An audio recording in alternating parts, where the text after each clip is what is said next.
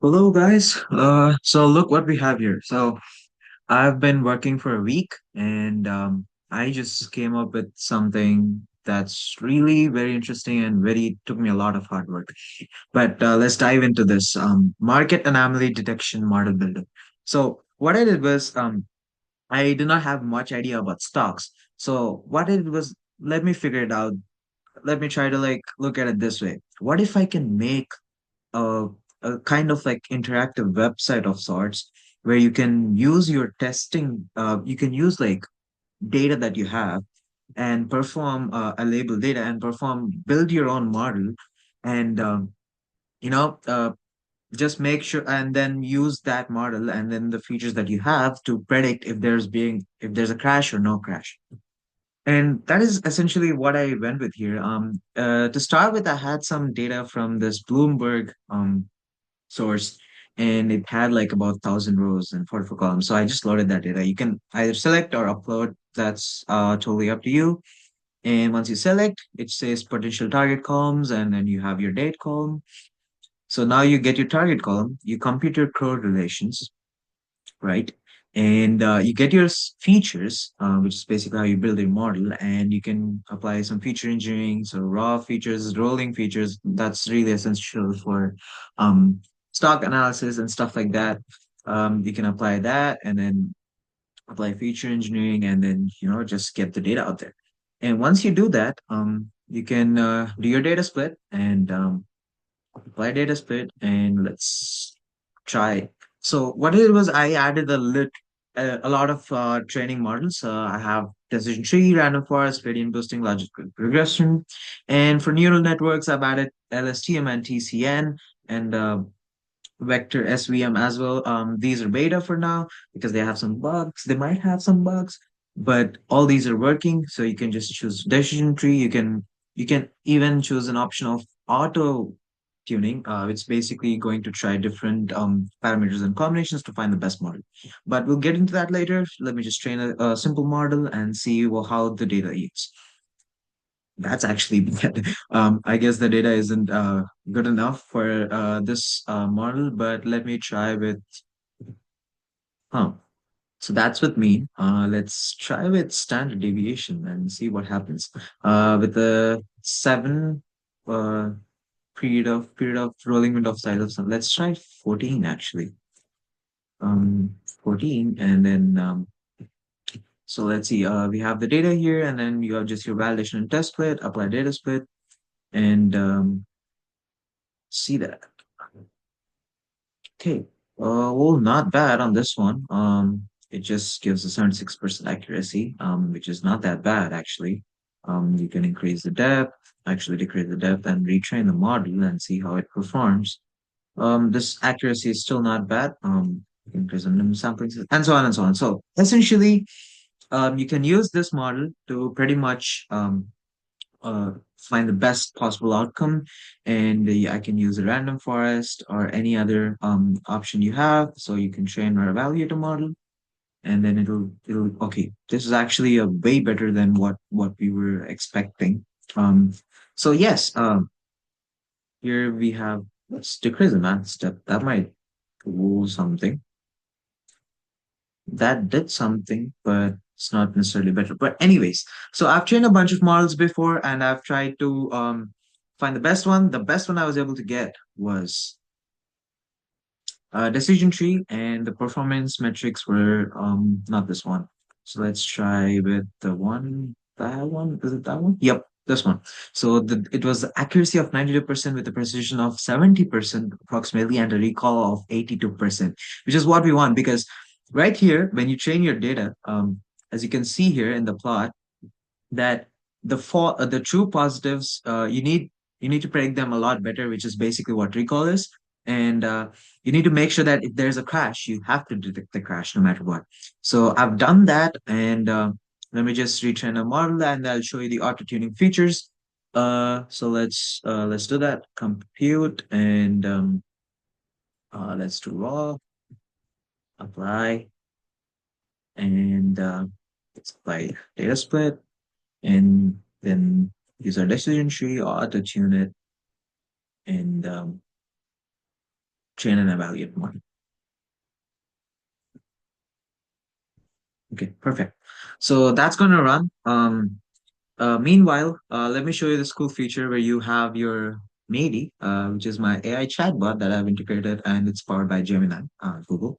So let's say hi. Uh, so Mady is a he or she. I don't know. It's gender neutral. I picked a gender neutral name. And are you interested in learning about particular investment strategies and so on? So tell me more about investment strategies. Let's see what that says. Let's see what it has to say. Um, all right. So it says value investing and growth investing, income investing, and index. Oh, so I don't know a lot of this stuff. So essentially, what I've done is I've used a AI power to make sure that you can understand what you can do and what it has and everything. So you can even ask, uh, how does a decision tree help in classifying or no crash or market anomaly detection given? Yes. So let's see. Mm. So economic indicators, it says volatility index and VIX, sentiment indicators. So it's takes crash or no crash, building a decision tree because there will be partitions the data based on features that best separate crash and non crash.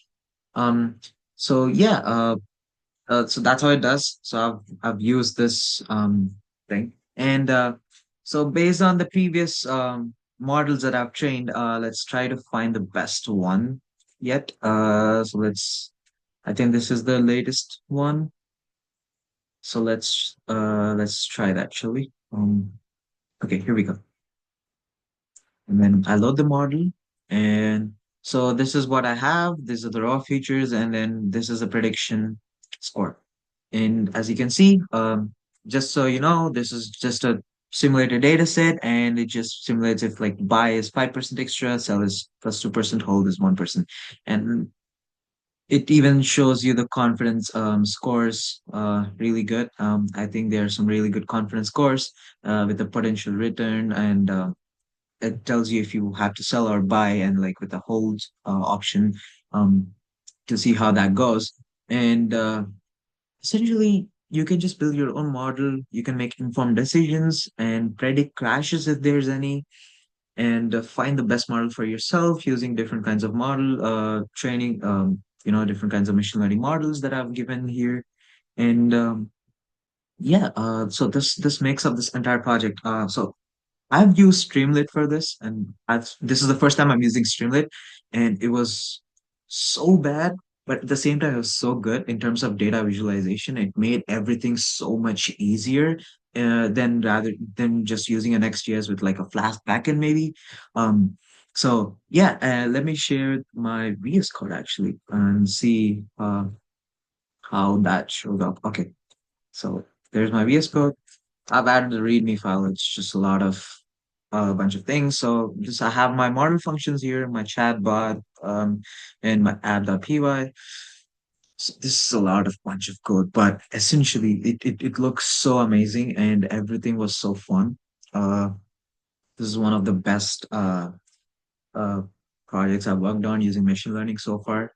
Probably not the best, but it's a really good project. I like how things turned out and how things came out. The toughest part was figuring out just because you can have a lot of models, a lot of things, so a lot of parameters and stuff like that. So I had to like go in this branches of different things. So in the beginning, it was just app.py and helper.py, but then it turned out one, two, three different folders for each, and a plotter to help with my plotting functions and so on. So that was very interesting, and I've had a lot of fun doing this project, especially working with different machine learning models. And I think um, training your own model is kind of fun to do that, and just trying to find different kinds of best models that you can find. and to basically detect your own crashes. And the data set, so when I explored the data set, I can show you that it tracked all of the crashes that happened so far. There's one in 2008 to 2009. So that was the major crash. And there was one in 2000, around 2012. There was another one in 2020 because of COVID. Maybe a small minor crash in 2016. And there was a little bit crash in 2001. That was one of the major crashes. Um, and as you can see, VIX, I've seen that VIX is affected a lot by a crash. Like, look at here. Every time there's a crash, VIX just drops like dramatically, especially in 2020. It just drops straight like that. So I've used these futures, and even in the output, VIX was the most interesting one. And as you can see, the output, one of the best outputs is 92. This is the best accuracy I've ever gotten, the best model, which is an accuracy about 93%, precision of 70%, and then the recall of 82%. And F1's that's one of the best models that I've seen, I've figured out, but I believe there could be better model. It's just a matter of training it. And and I think I saw that problem with that website. So I just thought of it about this in a software engineering way, and it was all very fun. So yeah, just a small update on that project over the week. Um, and my college is about to start soon, so oh, there we go. I'll see you guys again in probably another couple weeks with another new project. See you soon, guys. Bye bye.